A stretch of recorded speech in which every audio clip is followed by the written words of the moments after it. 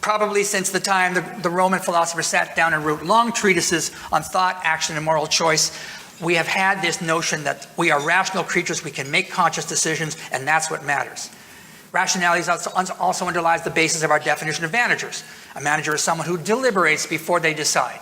We provide courses in clear thinking and decision-making in business schools, in executive education programs. Then they are supposed to communicate their decisions thoughtfully to their staff.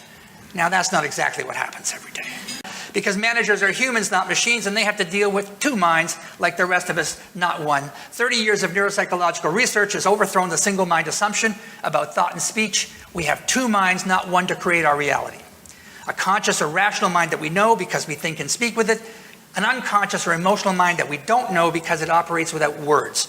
Every moment, and I want you to get this, without which we could not speak normally or make decisions. Of the two minds, our emotional mind does most of the heavy lifting in our everyday lives. I hate to tell you, but it's doing all the work.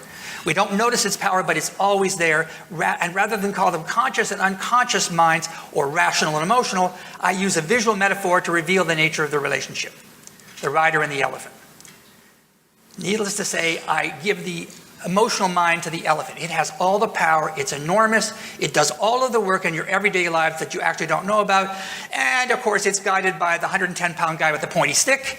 And that's the rational mind. There are only two automatic types of talk that we generate. And we generate these literally automatically. We're deeply learned about these types of talk. Control talk was just triggered by situational cues that encourage us to manage others or manage the situation so we'll be okay. The C represents critical judgment, and the critical judgment is, I have the right to tell you what to do. And then the L is, at the end, is for laying blame because they didn't do what I actually have the right to tell them what to do. And that happens all the time in workplaces. And then the other form is connect talk. It's triggered by positive situational cues to connect others because connection is the elephant's first drive. And we know how to do this. It gets us closer and can keep us in the moment with the other. Warmth is actually the conduit of influence, not control. And I need to remind you right now that you already know how to do this, okay? That engagement is highest, the more often those employees talk to their managers. These are employees that if they talk to their manager in digital form or face-to-face once a day, they feel more engaged.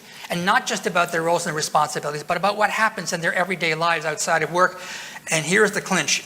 Employees who feel as though their managers are invested in them are more likely to feel engaged. You can only do that when you talk. You can only do that when you positively connect the elephant to the work. This is the talk between emotional equals, folks. This is what I mentioned earlier. Connective talk undermines power differences within the critical couple. When you talk to your staff, speak to them as emotional equals, engage their elephant minds in the process, and you'll get the kind of work that you really want.